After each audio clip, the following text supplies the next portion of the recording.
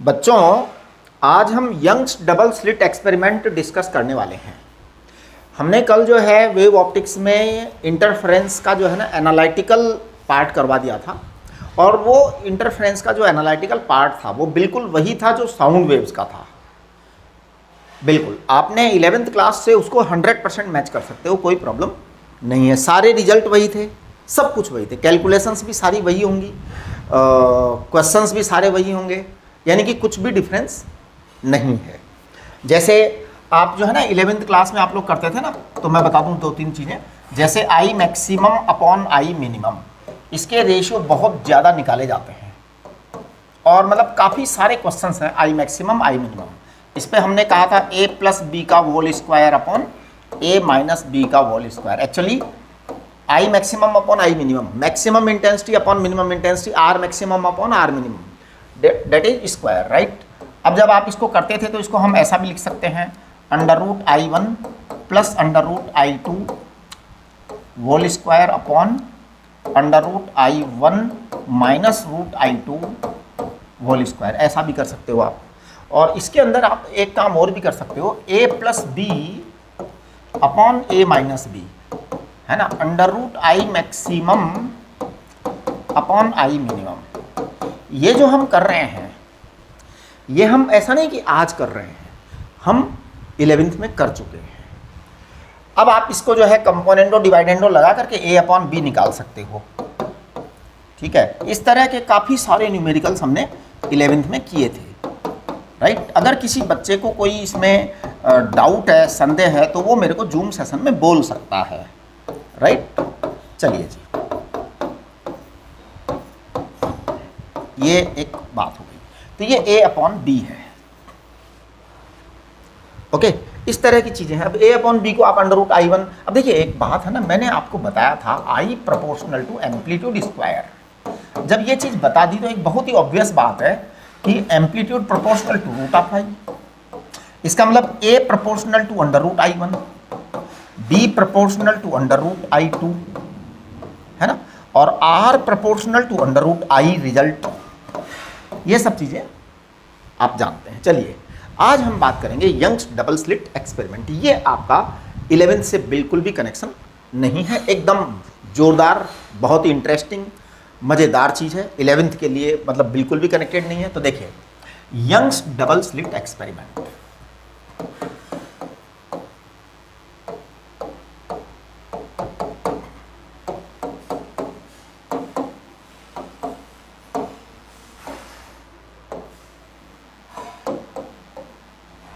अच्छा, ये Young's double slit experiment में क्या होता है? Young's double slit experiment, here we divide a wave front. We divide a wave front into two sub sources to avail coherent sources.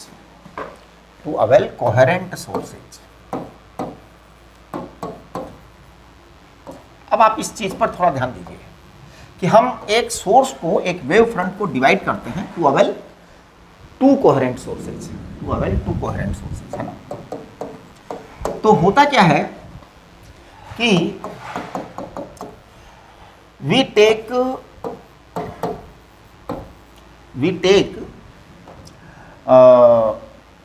a monochromatic source of light, most probably sodium light, मतलब जो हम generally use में लेते हैं ना स्कूलों वगैरह के अंदर एक्सपेरिमेंट करने में, या कॉलेज लेवल पर एक्सपेरिमेंट करने में। बड़ी लेबोरेटरीज तो फिर अपना कुछ अलग इंतजाम करती हैं। We take a monochromatic source of light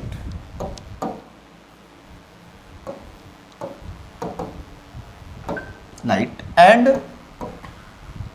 a dual slit arrangement,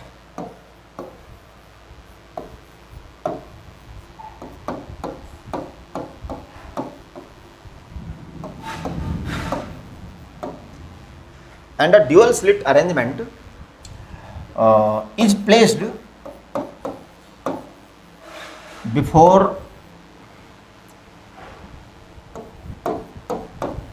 before it to divide the wave front in two parts. दो पार्ट्स में वेव फ्रंट को डिवाइड करेंगे, है ना। तो देखिए कैसे करेंगे, मैं बता दे रहा हूं। यहां पर मान लीजिए एक मोनोक्रोमेटिक सोर्स ऑफ लाइट है। Monochromatic source of light, sodium lamp सबसे इजी अप्रोच है, आपके पास इजीली अवेलेबल है। तो मोनोक्रोमेटिक सोर्स ऑफ लाइट आपके पास है। अब आप देखिए यहां से नेचुरल है कि लाइट निकलेगी भैया, सोर्स ऑफ लाइट है तो लाइट भी निकलेगी, है ना, इसीलिए तो सोर्स ऑफ लाइट है। चलिए अब हम क्या करते हैं, यहां से स्मॉल जो है ना कुछ डिस्टेंस पर, थोड़ी सी दूरी पर हम जो है ये रख देते हैं एक डबल स्लिट कार्डबोर्ड का जो है ना गत्ता लेकर के।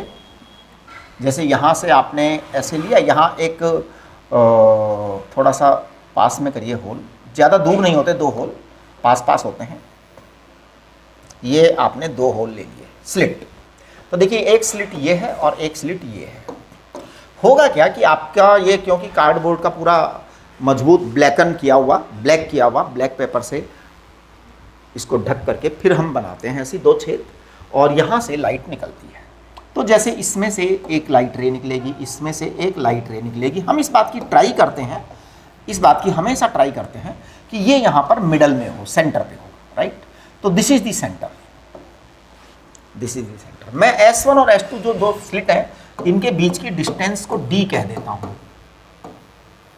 आप लोग ध्यान दीजिए, कई बुक्स में और कई जगह है ऐसा किया जाता है कि S1 से लेके C तक की डिस्टेंस को A कह दिया जाता है, C से लेके S2 की डिस्टेंस को A कह दिया जाता है और फिर S1 S2 equal to D equal to 2A कह दिया जाता है, ऐसे बोल दिया जाता है, राइट। अच्छा, अब जब ये S1 S2 D equal to 2A बोल दिया जाता है, वो तो मतलब अलग अलग तरीका है। हम मैं जनरली D की बात करता हूँ और मैक्सिमम टू मैक्सिमम केसेज में रेयर कोई क्वेश्चन आता है जिसमें A की बात की गई, लेकिन आ जाता है। मतलब ये एडवांस वाले जेई मेन वाले ऐसा कर देते हैं। चलिए कोई बात नहीं उसको। तो अब यहाँ से क्या होगा, जैसे लाइट निकल रही है, इससे कैपिटल D डिस्टेंस पर लगभग 1-2 मीटर दूर, 1 या 2 मीटर 3 मीटर दूर, कभी कभी 10 मीटर दूर भी रख देते हो, ये कैपिटल D है। यहाँ हम एक स्क्रीन रख देते हैं, तो दिस इज स्क्रीन। होता क्या है, ये सेंटर पॉइंट O है, ये सेंटर पॉइंट O है। तो S1 से एक लाइट रे आएगी, ऊपर आएगी ना, निश्चित रूप से आएगी, क्योंकि S1 से जो रेज ऑफ लाइट निकलेंगी वो चारों तरफ निकलेंगी, ऊपर भी नीचे भी। कुछ रेज ऊपर, कुछ रेज नीचे, कुछ रेज ऊपर, कुछ रेज नीचे। इसको कहते हैं डिफ्रैक्शन। ध्यान दीजिए, यही चीज डिफ्रैक्शन है। यहां से जो निकलेंगे ना लाइट ऐसे, this is called as diffraction. ये यहाँ वाला फिनोमेनन डिफ्रैक्शन कहलाता है, जो मैं पढ़ाऊंगा आपको। यहाँ क्या है कि जो O वाला पॉइंट है, सेंट्रल पॉइंट, C के जस्ट सामने वाला पॉइंट, तो यहां से एक रे ऊपर आएगी, यहां से एक रे ऊपर आएगी। ये दोनों रेज जो हैं इनका पाथ डिफरेंस बराबर होगा। तो at point O, at central point O, at central point O, S1O equal to S2O। So path difference, path difference, path difference, path difference क्या होगा बेटा, path difference delta will be 0। भाई delta क्या है, path difference, path का मतलब होता है पाथ का डिफरेंस, तो दिस इज 0।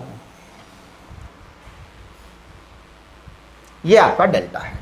अच्छा अब देखिए, जब ये डेल्टा है आपका, तो ऊपर 0 आ रहा है पाथ गैप। कल हमने आपको पढ़ाया था कि जब पाथ गैप 0 हो, लैम्डा हो, 2 लैम्डा हो, 3 लैम्डा हो, 4 लैम्डा हो, तो क्या बनेगा, कंस्ट्रक्टिव इंटरफेरेंस होगा, है ना। तो hence there will be a bright fringe at center point O।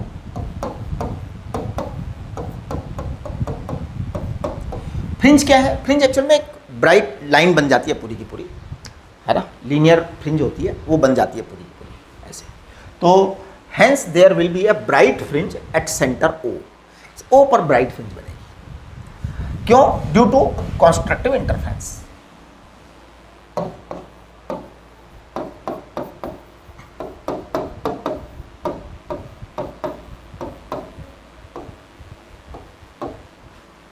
Okay, तो यहां तो ब्राइट फ्रिंज बन गए। This central bright fringe,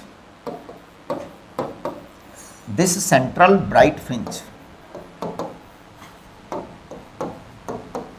is called, this central bright fringe is called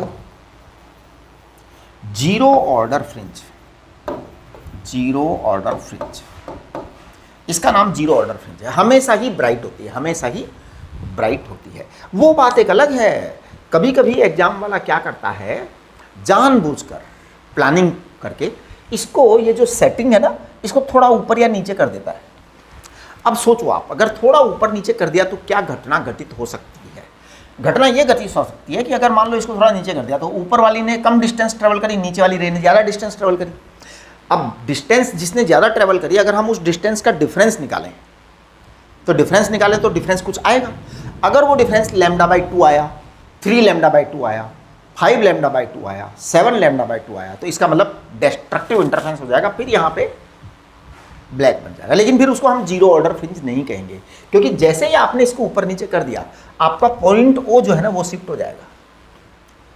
are you getting? वो तो एक्चुअल में केवल बस मैथमेटिक्स की कैलकुलेशन कराने के लिए आपको कर दिया जाता है, बाकी ऐसा कुछ होता नहीं। लेकिन वो बहुत बार किया जाता है, सैकड़ों सवालों में किया जाता है, तो आप ध्यान रखना थोड़ा, है ना।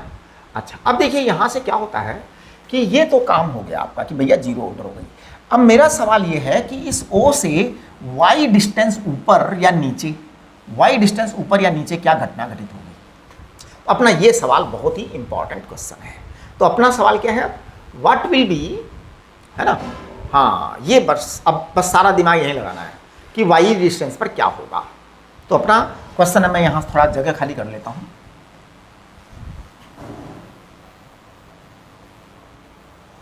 अच्छा, इसमें एक बात बताऊँ, ऊपर या नीचे का डायरेक्शन का कोई फर्क नहीं पड़ता, है ना। ये मैं जगह थोड़ा सा खाली कर रहा हूँ कैलकुलेशंस करने के लिए, बड़ा सिंपल सी चीज़ है। तो what will be at y distance from O point, O से y डिस्टेंस पर क्या घटना घटित होगी? देखो बेटा, y डिस्टेंस पर अगर इस पॉइंट को मैं P कह दूँ, है ना, तो P is point at y distance, तो मैं कहूँगा OP इज y, राइट। अब यहाँ से क्या हो रहा है कि इससे रे आएगी और इससे रे आएगी और इससे रे आएगी, ये दोनों रे जाएंगी, आ गई और P पर पहुँच गई, करेक्ट। अच्छा, अभी जब आई और P पर पहुँच गई तो ध्यान दो कि अब सवाल ये उठता है कि ये तो बात क्लियर है कि भैया S2P ज़्यादा है और S1P कम है। तो देखिए delta is path difference, very obvious है, बहुत ज़्यादा, कुछ ज़्यादा बात करने की ज़रूरत ही नहीं है। पाथ डिफरेंस है आपका S2P माइनस S1P, ये आपका पाथ डिफरेंस। अब देखिए आप, जब ऐसा हुआ कि S2P माइनस S1P आपका पाथ डिफरेंस है, आप यहाँ से इसको एक परपेंडिकुलर ड्रॉप कर दीजिए, यहाँ से। ये आपका M पॉइंट मान लेते हैं हम। देखो मैं इसको ब्लैक कलर से बता रहा हूँ, ये आपका M पॉइंट है, करेक्ट। M पॉइंट मैं आपको बताऊँ, अगर क्या हम सिमेट्रिकली बात करें, if we think upon the symmetrically, then I can write S1P is very nearly equal to M into P, M से P तक, M2P। आप देखो S1P will be very nearly equal to M2P। ये आपका angle मैं मान सकता हूं थीटा, राइट। अगर मैं C को P से कनेक्ट करूं,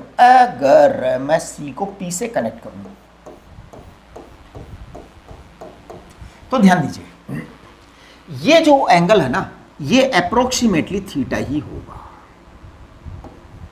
वो जो होगा वही ये होगा, अप्रोक्सीमेट, है ना। ये सारे एंगल लगभग बराबर ही होंगे। जैसे यहाँ से मैं अगर एक लाइन हॉरिजॉन्टल ड्रॉ करूँ यहाँ से मैं अगर एक लाइन हॉरिजॉन्टल ड्रॉ करूँ तो बेटा ये जो है ना एंगल ये वाला, और ये थोड़ी लाइन मेरी ज़्यादा टेढ़ी चलेगी, कोई बात नहीं है ना। आप जानते हो कि ड्राइंग मेरी ख़राब हो जाती है, राइट। तो आप लोग जानते हैं कि सर को ड्राइंग बनानी नहीं आती है। अब जब सर को ड्राइंग बनानी नहीं आती है तो चिंता की कोई बात नहीं है। चलो ये हो गया आपका। अब यहाँ क्या हो रहा है कि आपका ये थीटा बराबर है, ये थीटा बराबर है S2M जो है ना वो पाथ डिफरेंस है। तो देखिए पाथ डिफरेंस आपका अप्रोक्सीमेटली आ जाएगा S2M, चेक करो, राइट, S2M, ये पाथ डिफरेंस डेल्टा है बेटा।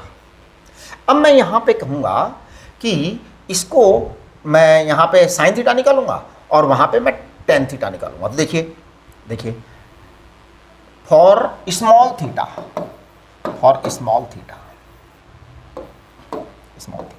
Sign theta will be nearly equal to tan theta, right. Sine theta को मैं कहना चाहता हूं S2M अपॉन D। देखो D is the distance between the slits, S1 S2 के बीच में डिस्टेंस D है, राइट। टेन थीटा को मैं कहना चाहता हूं Y upon capital D। Check करो, चेक करिए, करेक्ट बेटे। दिस S2M इज डेल्टा, तो बेटर है कि मैं इसको ऐसे लिख दूं delta upon small d equal to Y upon capital D। तो आपका डेल्टा जो है वो आ गया है Y small d upon capital D। This is the path difference, right. तो देखिए हेंस पाथ डिफरेंस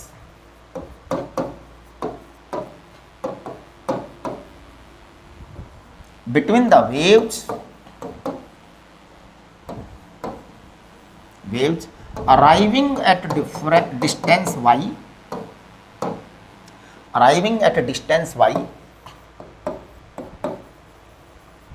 ध्यान दीजिए, hence path difference between the waves arriving at distance y from zero order या सेंट्रल ब्राइट फ्रिंज, है ना, zero order और central bright fringe,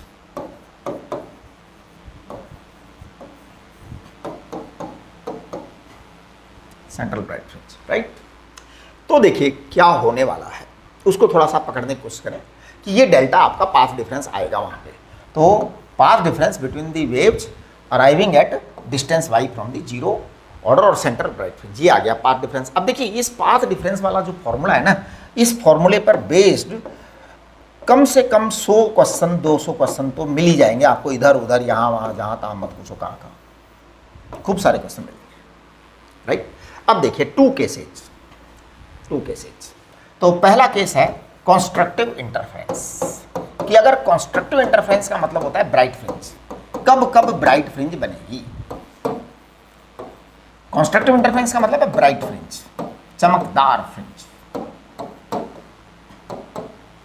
तो बेटा आपका जो डेल्टा है ना, डेल्टा ये होना चाहिए y small d upon capital D, ये बराबर होना चाहिए n lambda.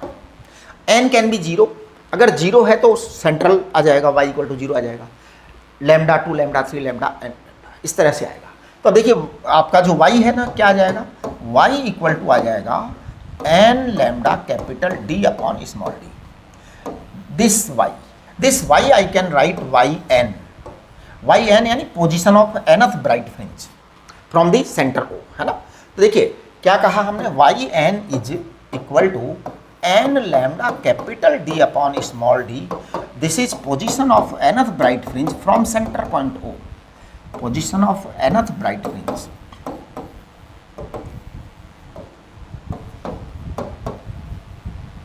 Position of nth bright fringe from centre point O।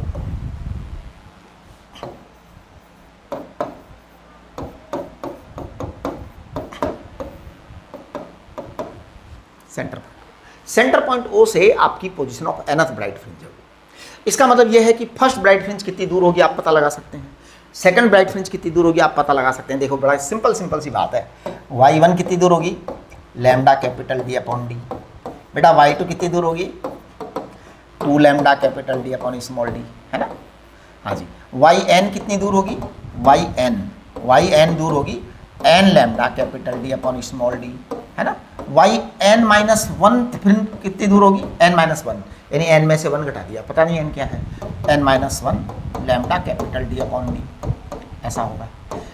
एक हम टर्म बात करेंगे बीटा, बीटा या डब्ल्यू, अलग अलग किताबों में अलग अलग लिखा जाता है, बीटा और डब्ल्यू, इसे कहते हैं फ्रिंज विड्थ, इसे क्या कहते हैं, fringe width. It is gap between two consecutive bright fringe, gap between distance between two consecutive bright fringe,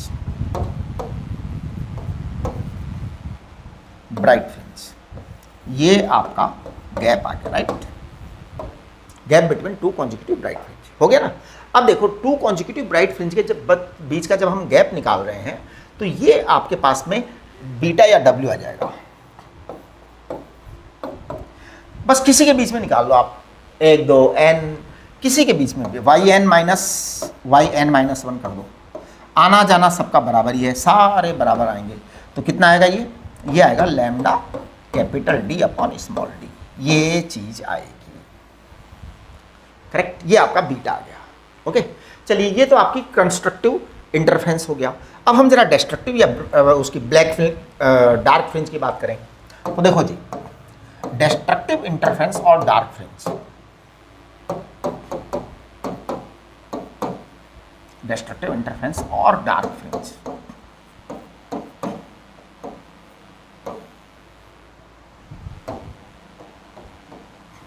और डार्क फ्रिंज। अब ये डिस्ट्रक्टिव इंटरफेरेंस और डार्क फ्रिंज है तो इसमें कुछ नहीं, बस वही डेल्टा बराबर क्या, डेल्टा क्या फार्मूला था हमारा, Y small D upon capital D, delta का फार्मूला था। इसको अब हम लिख देंगे 2n minus one lambda by two. आप n बराबर 1 रखेंगे तो क्या आएगा, लैम्डा बाई टू, n बराबर 2 रखेंगे 3 लैम्डा बाई टू, n बराबर 3 रखेंगे 5 लैम्डा बाई टू, इस तरह से आता चला जाएगा। तो ये आपके जो है ना, तो क्या हो जाएगा, वाई एन डैश माने ब्लैक, देखिए उसको हमने वाई एन कहा था, इसको वाई एन डैश कह रहा हूँ, प्लान करके मैं कह रहा हूँ, n minus one, 2n minus one lambda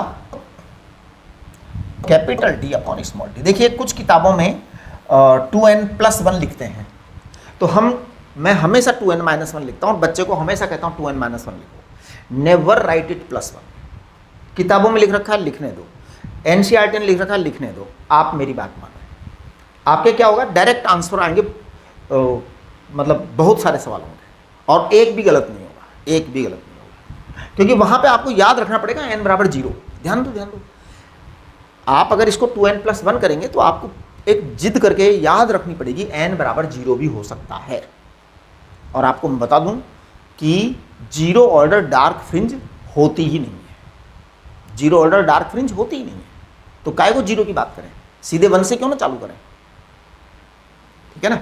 हाँ, तो इसलिए आप 1 से चालू करिए, ठीक। अब ये बड़ा क्लियर कट हो गया कि y1 डैश, यानी इस जगह फर्स्ट डार्क फ्रिंज बनेगी, इस जगह फर्स्ट डार्क फ्रिंज बनेगी तो क्या बनेगा, lambda capital D upon 2d। फिर y2 डैश, इस जगह सेकंड डार्क फ्रिंज बनने वाली है, 3 lambda capital D upon 2d। इसी तरह से आपकी आगे फ्रिंज बनने वाली है, मैं उसमें जाना नहीं चाहता, ठीक है। मैं केवल बात करूंगा बीटा की, फिर से बीटा और डब्ल्यू, आपके पास कुछ नहीं है, distance between the two consecutive dark fringes, वही आएगा, रिजल्ट वही आने वाला है, क्या, lambda capital D upon small D. ये आपका फंडामेंटल रिजल्ट आ गया fringe width Young's double slit experiment. अब देखिए मैं आपको एक छोटा सा सवाल कराता हूँ, क्वेश्चन ये है, how many fringes are there, how many fringes are there between fifth dark fringe, fifth bright fringe and 17th dark fringe?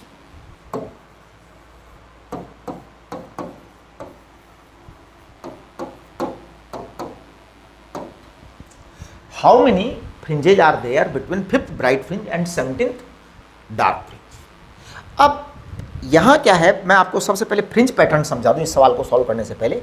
Fringe pattern ऐसा होता है बेटा, इस तरह का फ्रिंज बनता है, कहाँ पर, जो आपकी वो होती है ना स्क्रीन, उस पर सबसे सेंटर पे 0 बनता है, ब्राइट होती है एकदम bright.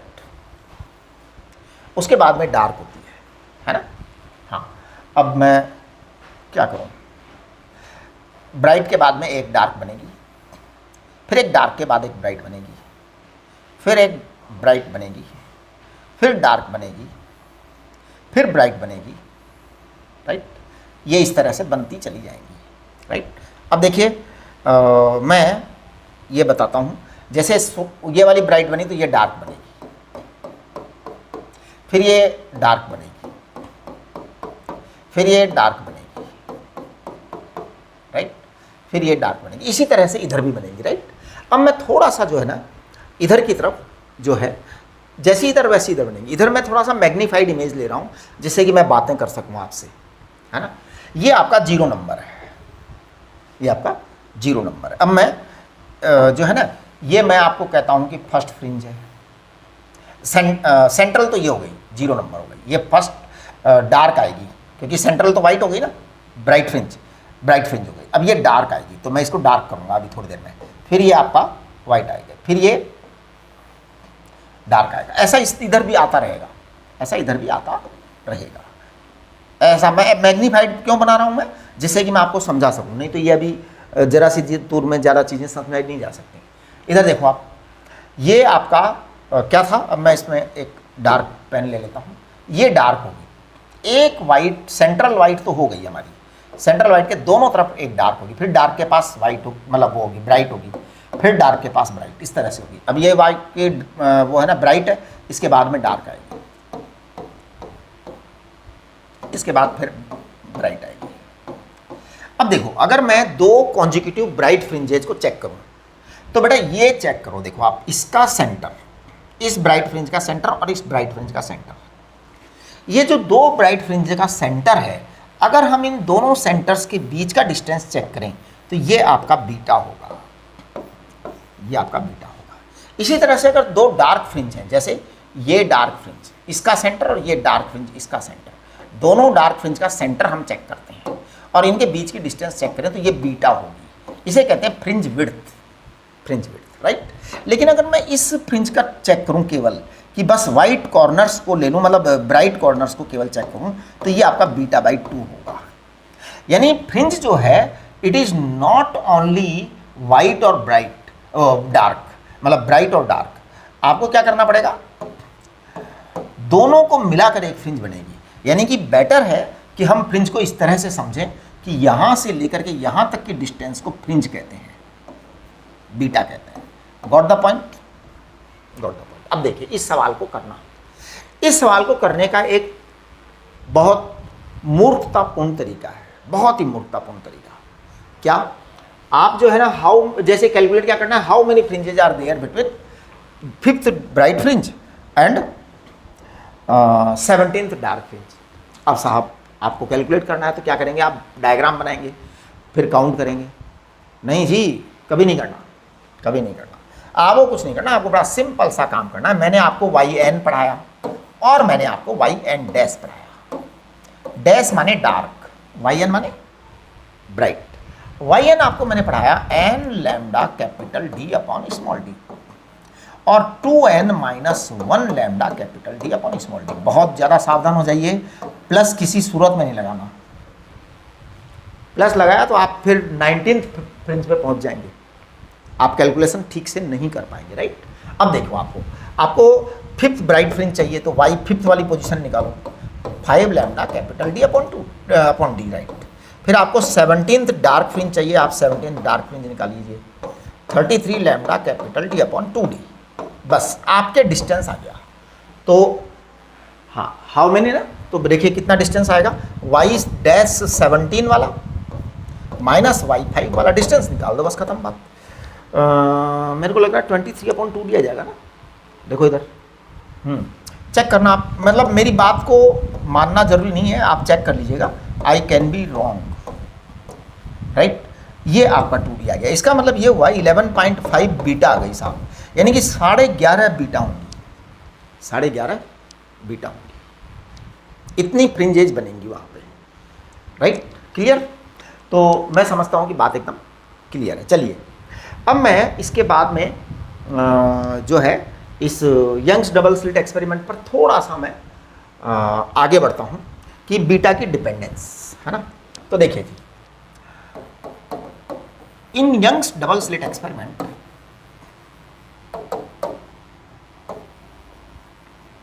Double slit experiment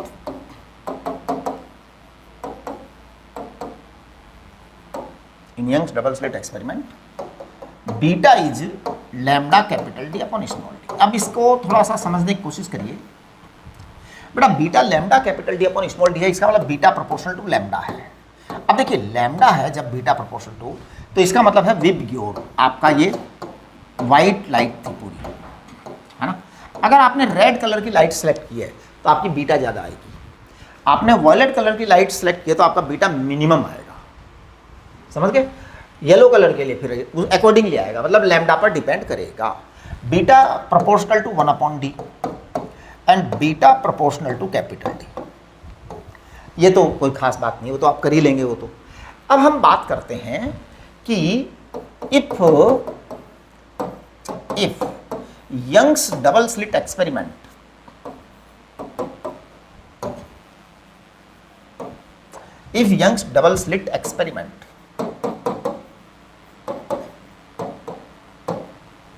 is dipped arrangement, double slit experiment arrangement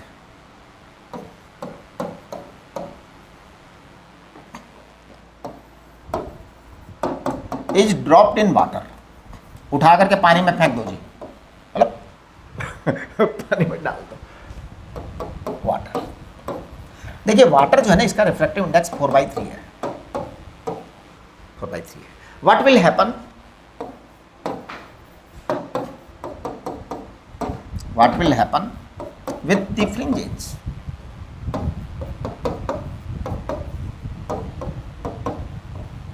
क्या होगा हालात। देखिए हालात बड़े सिंपल से समझ में आ जाएंगे आपको हमने पढ़ाया था कि म्यू इक्वल टू 4/3 क्या पढ़ाया था, लैम्डा 1 अपॉन लैम्डा 2, ये पढ़ाया था हवा से पानी में, है ना। तो मैं कहूँगा इसको lambda air upon lambda water, correct. अब आप समझ सकते हो कि लैम्डा वाटर क्या आएगा, लैम्डा इन वाटर आएगा 3/4 इंटू लैम्डा इन एयर। हाँ जी, पानी के अंदर जो वेवलेंथ है वो छोटी हो जाएगी, जितनी एयर में वेवलेंथ थी उसकी 3/4 वेवलेंथ बच जाएगी पानी के अंदर। तो देखो बीटा कितना आ जाएगा, मैं कह रहा हूँ बीटा प्रोपोर्शनल टू लैम्डा, तो कोई खास बात हुई नहीं, है ना। ये तो बड़े आराम से आ गया, beta water upon beta air, beta water upon beta air. ये कितना आएगा, ये आएगा बेटा lambda water upon lambda air, यानी कि 3/4 आ जाएगा। यानी कि बीटा वाटर जो है ये हो जाएगा 3/4 इंटू बीटा एयर, इस तरह से हो जाएगा। ओके, आप लोगों को अगर, चलिए ये तो हो गया आपको समझ में।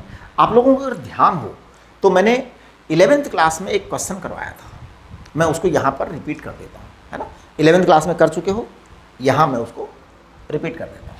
वैसे हालांकि जो है ना वो मैं बस केवल रिकॉल करने के लिए ही कर रहा हूँ मैं मेमोरी, बाकी मैं उसका लाइट से कोई ज़्यादा संबंध नहीं है, क्योंकि लाइट के लिए हमें सर्कल बहुत छोटा लेना पड़ेगा, बहुत सारी चीज़ें हमें अरेंज करनी पड़ेंगी। साउंड के लिए वो बड़े आराम से हो जाता था, मैं केवल आपको याद दिलाने के लिए कर रहा हूँ कि ये सेंटर था, यहाँ हमने 2 साउंड सोर्सेज रखे थे, S1 और S2, राइट। दोनों इक्वल डिस्टेंस पर थे, यानी जितनी दूर S1 था उतनी ही दूर S2 था। मैं थोड़ा सा सही नहीं देख पा रहा, क्या डिस्टेंस बराबर है, चलो थोड़ा सा आगे बढ़ा दो, लेकिन कहीं ऐसा नहीं कि मैं इधर ज़्यादा बढ़ा दूँ, हैं। चलिए कोई बात नहीं, आप लोग समझ गए कि मैं दोनों को बराबर रखना चाह रहा हूँ, करेक्ट। चलिए अब अगर मैं इस जगह पे बात करूं डायमीटर पे, मैं इस जगह पे बात करूं डायमीटर पर, तो देखो क्या होने वाला है। ये जो डिस्टेंस है ना S1 S2 की वाली तो आ जाएगी, मान लो डिस्टेंस x चल करके, S2 वाली तो चल गई डिस्टेंस x, जो वेव S2 से चली वो डिस्टेंस x चली, जो वेव S1 से चली वो डिस्टेंस कितनी चली जी, वो चली है d + x, भाई S2 से वहाँ तक की डिस्टेंस x हुई और ये हुई S1 S2 के बीच की डिस्टेंस d, तो d प्लस एक्स हो गई। अब आप देखिए कि आपका डेल्टा कितना हो गया फॉर दिस पर्टिकुलर पॉइंट, इसका नाम रख देते हैं P पॉइंट। तो डेल्टा एट P पॉइंट वो कितना होगा, डेल्टा एट P पॉइंट होगा स्मॉल d, बस डेल्टा एट P पॉइंट होगा स्मॉल d, है ना। अब ये स्मॉल d जो है ना, ये क्या हो सकता है, देखिए अगर ये स्मॉल d लैम्डा है, अगर स्मॉल d लैम्डा है तो यहाँ ब्राइट फ्रिंज बनेगी, अगर स्मॉल d लैम्डा बाई 2 है तो यहाँ पर डार्क फ्रिंज बनेगी। मतलब आप ये कहिए कि if delta p equal to d equal to lambda, है ना, तो यहाँ कॉन्स्ट्रक्टिव इंटरफेरेंस होगा। अगर लैम्डा बाई 2 है तो यहाँ डिस्ट्रक्टिव इंटरफेरेंस होगा, राइट। अच्छा, अब जरा मैं वहां पहुंचता हूं,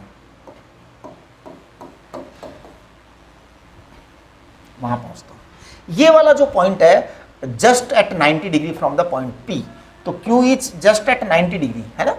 तो यहां जो रे आएगी बेटा S1 से और जो S2 से, उसका पाथ बराबर बराबर आएगा।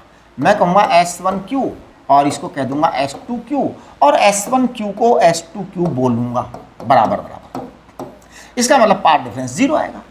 तो Q पॉइंट तो सर्टेन ब्राइट होगा, सर्टेन, यानी आपका ये डार्क हो या ब्राइट हो, वो तो निश्चित रूप से ब्राइट फ्रिंज ही होना है, राइट। अच्छा, अब देखिए अगर मान लो, क्योंकि इसका तो पाथ डिफरेंस 0 होना है, तो डेल्टा Q तो साहब 0 होना ही है, डेल्टा Q तो मस्ट है 0, राइट। अब डेल्टा P की बात कर देते हैं, P पॉइंट कंसिडरेशन में आ रहा है बहुत ज़्यादा।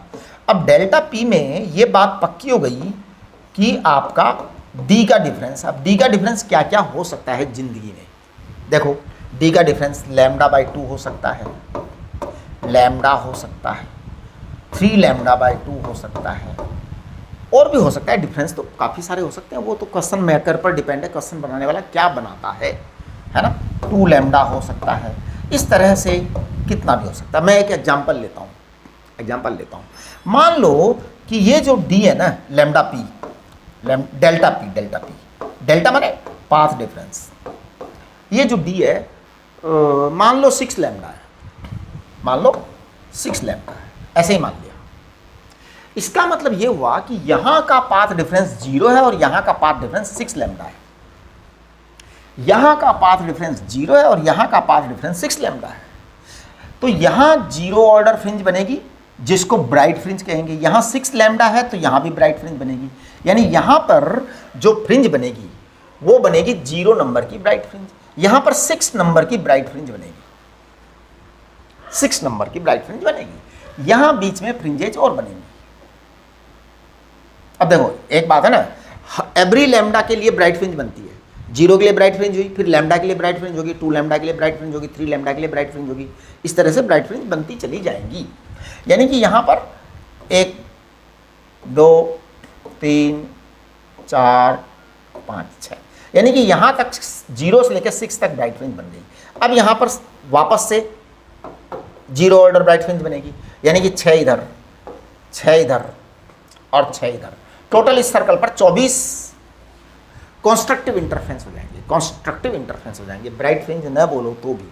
मतलब एक्चुअल में लाइट के मामले में थोड़ा सा सावधान रहना पड़ता है। सवाल ये उठता है, ये मैंने आपको ध्यान क्यों दिलाया, ये मैंने आपको ध्यान दिलाया केवल मेमोरी रिकॉलिंग के लिए, कि आपको पता लग जाए कि इंटरफेरेंस क्या चीज़ है, राइट, और आपको समझ में आ भी गया, राइट। ओके, ये आपका क्या हुआ, यंग्स डबल स्लिट एक्सपेरिमेंट हुआ। मैं आज ही डिस्कस कर देना चाहता हूँ बाइप्रिज्म, है ना। देखिए फ्रेस्नेल बाइप्रिज्म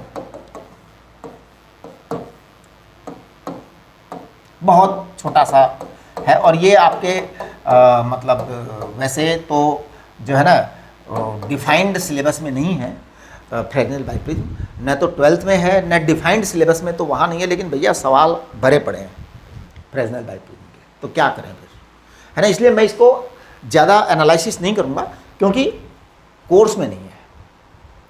अब सवाल ये उठता है कि जब कोर्स में नहीं है तो फिर सवाल कैसे आ जाते हैं एग्जाम में। अब वो तो आपके 43 ईयर के पेपर देखो उठा करके, रीसेंट पेपर देख लो जी, 4 साल 5 साल के, उनमें ही मिल जाएगा आपको फ्रेस्नेल बाइप्रिज्म, राइट।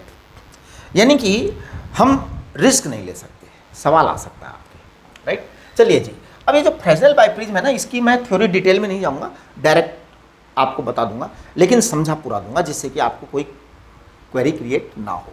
क्योंकि एक्चुअल में पता है क्या, फ्रेस्नेल बाइप्रिज्म तो नहीं है सिलेबस में, लेकिन फ्रेस्नेल बाइप्रिज्म में जो टुकड़े हैं ना प्रिज्म के, उसके ऊपर जो है रे ऑप्टिक्स में ढेरों सवाल बने पड़े हैं। तो फिर कैसे काम चलेगा? यानी बोलते हैं कि नहीं है लेकिन काम कर रहे हैं कि है। तो चलिए कोई बात नहीं, हम ऐसा करते हैं, यहाँ एस एक मोनोक्रोमेटिक सोर्स ऑफ लाइट ले लेते हैं, राइट। यहाँ मैं ब्राइट बाइप्रिज्म रखता हूँ। बाइप्रिज्म देखिए क्या होता है, पहले एक्चुअल में क्या था कि एक कांच का वो ले करके, स्लैब ले करके उसको ऐसे घिस करके और ऐसे प्रिज्म बनाया जाता था। फिर से देखिए, जैसे ये बाइप्रिज्म है, तो ये पुराने ज़माने की बात है कि पुराने ज़माने में क्या करते थे कि दो प्रिज्म लेते थे, दोनों को जोड़ते थे, और ये प्रिज्म एंगल ये वाला है नहीं, बहुत छोटा एंगल होता है, बहुत छोटा angle. This is called as prism angle. तो this alpha is prism angle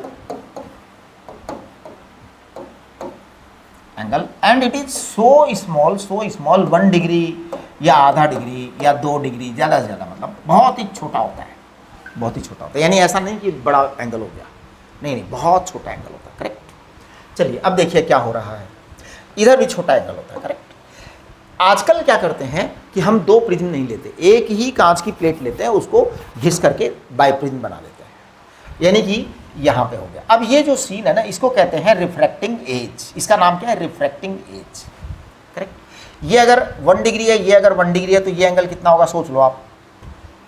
वो 1 डिग्री तो ये 178, क्योंकि तीनों को तो 180 डिग्री होना है, समझ रहे। अगर वो आधा डिग्री है तो ये 179, कोई खास बात नहीं। चलिए अब यहाँ से एक रे आती है, इस रे के 2 टुकड़े होते हैं। यहाँ से एक रे आती है, यहाँ से एक रे आती है, ये रे इस तरह से टर्न हो जाती है, ये रे इस तरह से टर्न हो जाती है। अब ये रे जो है ना आगे बढ़ती हैं, आगे बढ़ती हैं, आगे बढ़ती हैं, आगे बढ़ती हैं। यहाँ हम कोई एक वो रख देते हैं, स्क्रीन रख देते हैं। अब देखिए, ये जो रे आई थी इसके 2 टुकड़े हुए, ये जो रे आई थी इसके भी यहाँ पर जाके टर्न हो गया। मैं अगर इन रेज को मैं अगर इन रेज को बैक करूं,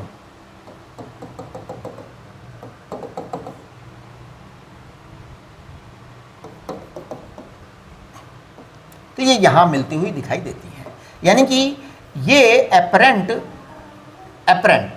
S1 और S2 जो है वो बनते हैं apparent source of light, apparent source of light. और ये दोनों ही कोहेरेंट होते हैं, क्योंकि यहाँ भी डिवीजन हुआ है वेव फ्रंट का, वेव फ्रंट के 2 टुकड़े हुए हैं, 2 रास्ते बन गए।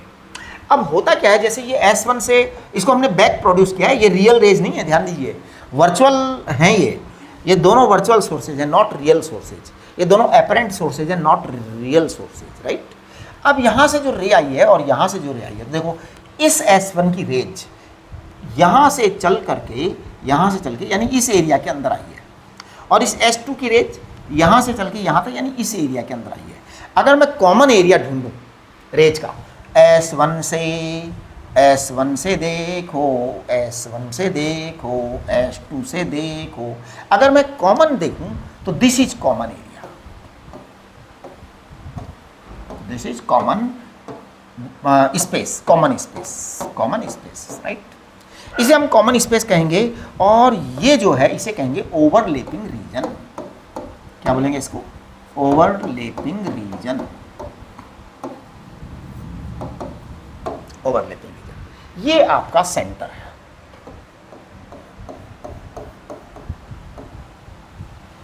ये आपका सेंटर, करेक्ट। ओवरलैपिंग रीजन ये आपका सेंटर है। अब ये सेंटर है, यहां पर आपकी फ्रिंजेज बनती हैं। ध्यान दीजिए, आपकी फ्रिंज की लिमिट यहीं तक की है, वहां कोई इंटरफेरेंस नहीं होता है, यहां कोई इंटरफेरेंस नहीं होता है।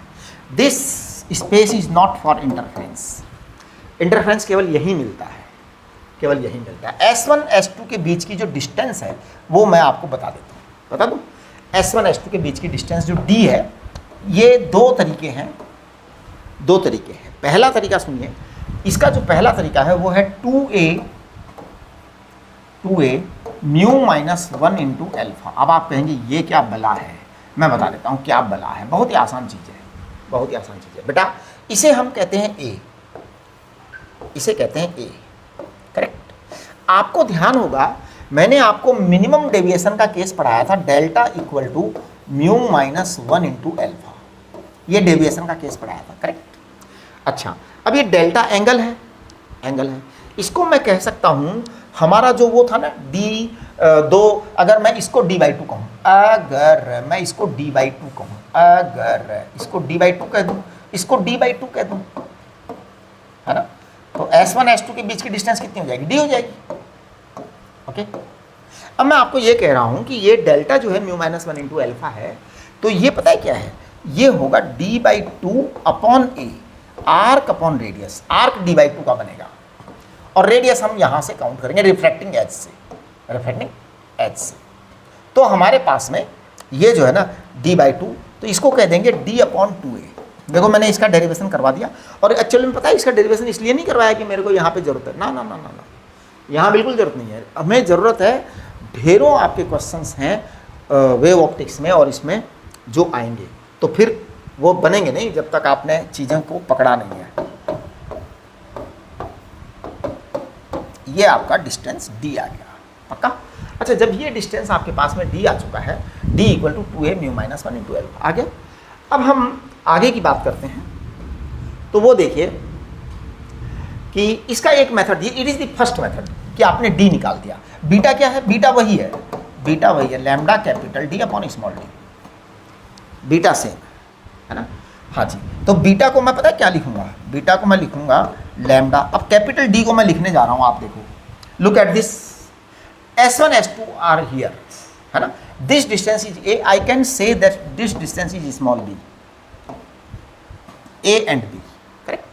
तो ये आ जाएगा a प्लस b, और ये स्मॉल d आएगा आपका 2a mu minus 1 into alpha. This is आपका बीटा, करेक्ट। ये आप बीटा कैलकुलेट कर सकते हो। ओके, एक चीज और है, इस बीटा को हम एक्सपेरिमेंटली भी कैलकुलेट कर सकते हैं। वो क्या है, वो बड़ा सिंपल एक्सपेरिमेंट है। वो ये है कि आप एक कॉन्वेक्स लेंस लीजिए जिसकी फोकल लेंथ जो है वो अगर f है तो this d should be greater than 4f, मतलब ये जो d है ना यहाँ से लेके यहाँ तक का, इसको 4f से ज़्यादा होना चाहिए। ये मैं आपको बताऊंगा, इसको डिस्प्लेसमेंट मेथड कहते हैं, तो उसका एक छोटा सा मैं आपको वीडियो भेजूंगा कि ऐसा क्या है, राइट। तो ये 4f जो है ना, इससे थोड़ा सा ज़्यादा होना चाहिए। यहाँ हम मतलब ऐसा कॉन्वेक्स लेंस लेंगे, ऐसा कॉन्वेक्स लेंस लेंगे कि उसकी फोकल लेंथ का 4 टाइम्स इस d से कम हो, यानी कि d ज़्यादा हो, राइट। चलिए अब देखो, आप एक बार इस लेंस को यहाँ रखो, और लेंस को यहाँ रख करके इन दोनों सोर्सेज को देखने की कोशिश करो लेंस के अंदर से, लेंस में से। जैसे आपने यहाँ रखा, ये दोनों सोर्सेज इधर, लेंस को आपने यहाँ रखा, अब आप यहाँ से देखो, लेंस के अंदर से आपको दिखाई देंगे, लैब के अंदर अगर आप एक्सपेरिमेंट करेंगे तो आपको दिखाई देंगे। ये जब दिखाई देवें तो आप इन दोनों सोर्सेज के बीच की डिस्टेंस निकाल दीजिए। अब आप कहेंगे सर दिखेंगे तो डिस्टेंस कैसे निकालेंगे, डिस्टेंस कोई ऐसे तो निकाल नहीं लेंगे कि कोई 2 पॉइंट से पकड़ के नाप लो, नहीं, आपको माइक्रोस्कोप से निकालने हैं। आपको किससे निकालने हैं, माइक्रोस्कोप से निकालने हैं। तो चलिए, ये हो गया आपका। अब आप ये लेंस ले लीजिए, ये आप लेंस ले लीजिए, तो आपका ये डिस्टेंस, अब पता है क्या होगा, आपने जब माइक्रोस्कोप से निकाला तो इस ये वाली पोजीशन में जो डिस्टेंस आएगी और ये वाली पोजीशन में जो डिस्टेंस आएगी वो अलग अलग आएगी। सवाल ये उठता है, ये पोजीशंस हैं क्या, वो मैं बताता हूँ आपको। जब आप इस लेंस को एक बार प्रिज्म के पास में रखेंगे, है ना, तो आपको 2 सोर्सेज एक पर्टिकुलर पोजीशन पे दिखाई देंगे। लेंस को ऐसे ऐसे पास दूर ले जाकर के देखो, आपको दिखाई देंगे। इसी तरीके से जब आप इस लेंस को स्क्रीन के पास रखेंगे, then again there will be a situation when you will be able to see the 2 distinct sources very clearly। तो देखो क्या हुआ, कि लेंस को हमने एक बार प्रिज्म के पास रखा और लेंस को हमने दूसरी बार स्क्रीन के पास रखा। दोनों बार हमने ऐसी पोजीशन कैच करी, ऐसी पोजीशन ढूंढ ली जब ये दोनों जो हैं एकदम क्लियर कट दिखाई देंगे, तारे की तरह चमकते हुए। बढ़िया। बस उस समय आप माइक्रोस्कोप से इनके बीच की डिस्टेंस निकाल लीजिए। माइक्रोस्कोप से डिस्टेंस कैसे निकालेंगे? ये बात, माइक्रोस्कोप से डिस्टेंस निकालना बड़ा आसान काम है, बिल्कुल वही है वर्नियर वाला सिस्टम है। क्या होता है, माइक्रोस्कोप के ऊपर एक स्केल बनी होती है और माइक्रोस्कोप का जो ट्यूब होती है, ट्यूब, उस पर एक क्रॉस वायर लगा रहता है। तो हम क्या करते हैं, माइक्रोस्कोप का जो क्रॉस वायर होता है उसको वहाँ पे देखते हैं और दूसरी जगह देखते हैं और फिर उसको नाप लेते हैं कितना शिफ्ट हुआ। जितना शिफ्ट हुआ वो डिस्टेंस है। करेक्ट। दो डिस्टेंसेज आपको अलग लगाएंगी। इनको पता है क्या कहते हैं? These two positions are called as conjugate positions. These two positions are called as conjugate positions. नाम क्या है इनका? Conjugate positions. मैं अलग कलर से लिख रहा हूँ, कॉन्जुगेट पोजिशंस। कॉन्जुगेट पोजिशंस है ना, कॉन्जुगेट पोजिशंस। तो ये कॉन्जुगेट पोजिशंस कहलाती है ना। अच्छा, ये जो कॉन्जुगेट पोजिशंस कहलाती हैं तो इनका जो है ना D1 D2 आता है। एक बार D1 आएगा, एक बार D2 आएगा, तो D जो आपका आएगा वो आएगा √D1 D2। ये चीज हम आपको बताना चाहते हैं। आप मतलब इस D की जगह जो D आपने ऐसे निकाला उसको ऐसे निकाल दो। कभी कभी वो क्या करते हैं, आपको ये चीज़ नहीं देते, म्यू दे दिया, अल्फा दे दिया, ए दे दिया, अब निकाल ही लोगे आप। ये दे दिया तब तो आपको याद रहना चाहिए कि ये ऐसी चीज़ आएगी। इसका डेरिवेशन जो है करने की वैसे तो ज़रूरत नहीं है, लेकिन मैं आपको जब डिस्प्लेसमेंट मेथड वाला पढ़ाऊँगा उसके अंदर मैं वीडियो भेज दूँगा, तो ये कर देंगे, उसके अंदर कर देंगे, कोई खास बात नहीं। चलिए अब हम बात करते हैं कि अगर इस बाइप्रिज्म वाले एक्सपेरिमेंट में बीटा ये आ रहा है तो ये बीटा रहेगा और वही डार्क फ्रिंज, डार्क मतलब जैसे सेंट्रल ब्राइट फ्रिंज वो बनेंगे सारे, यानी कि कोई डिफरेंस आने वाला नहीं है। अब मेरा आपसे कहना ये है कि अगर इस बाइप्रिज्म एक्सपेरिमेंट को हम पानी में डुबो दें तो क्या हो जाएगा? देखिए फिर क्या होगा। If we dip the biprism experiment in water, तो आप देखो क्या होगा। अब की बार में हम ये वाला फॉर्मूला काम में लेंगे, बीटा। तो देखिए साहब, बीटा इक्वल टू है, बीटा प्रोपोर्शनल टू है लैम्डा अपॉन म्यू माइनस 1। ये बीटा प्रोपोर्शनल टू मैंने लिख दिया क्योंकि इसी पर फर्क पड़ेगा मीडियम का। ए बी और ए पर तो मीडियम का फर्क पड़ेगा नहीं, अल्फा पे भी फर्क नहीं पड़ेगा क्योंकि ये सब कांस्टेंट है। ये आपका बीटा है। तो देखिए beta water upon beta air, beta water upon beta air क्या होगा बताओ? Beta water upon beta air होगा lambda water upon lambda air into, देखना जरा, देखना मैं क्या लिखने वाला हूं, मैं क्या लिखने वाला हूं, मैं क्या लिखने वाला हूं, देखना है। म्यू माइनस 1 है ना। मैं यहां लिखूंगा mu air to glass minus 1। Glass is the material of prism. जब हवा में एक्सपेरिमेंट कर रहे थे तो प्रिज्म हवा में रखा हुआ था। जब प्रिज्म हवा में रखा हुआ था तो लाइट जो है हवा से ग्लास में जा रही थी। अब हमने प्रिज्म को जो है पानी से ग्लास वाला लेना है, बस आपका काम बन गया। तो देखिए beta water upon beta air मैं लिख रहा हूँ बहुत अच्छी तरह से, आप लोग चेक करेंगे। I will do few mistakes, आपको मेरी मिस्टेक्स हमेशा पकड़नी चाहिए। ये कितना आएगा? 4/3 आएगा बेटा, है ना? है उल्टा लिख दिया क्या? हाँ उल्टा लिख दिया, 3/4 आएगा भाई। लैम्डा कम होती है ना पानी में, तभी तो स्पीड घटती है। सोचो स्पीड ऑफ लाइट क्या होती है? C equal to nu lambda. Nu तो कभी बदलता ही नहीं है जिंदगी के अंदर, न्यू कभी ना बदले। पानी में जाओ, चाहे कांच में जाओ, चाहे हवा में रहो, चाहे कहीं भी जाओ, हाँ जी न्यू तो बदलने वाला है नहीं, लैम्डा ही बदलता है। और आपको पता है पानी में स्पीड घटता है, इसका मतलब पानी में लैम्डा हमेशा कम होगा, यानी कि ये 3/4 होना चाहिए। समझ गए? चलिए अब देखो mu air to glass, mu air to glass को आप लिखो 3/2, म्यू वाटर टू ग्लास को लिखो 9/8। हाँ जी, म्यू वाटर टू ग्लास 9/8 आपने पढ़ा है, हमने पढ़ाया है।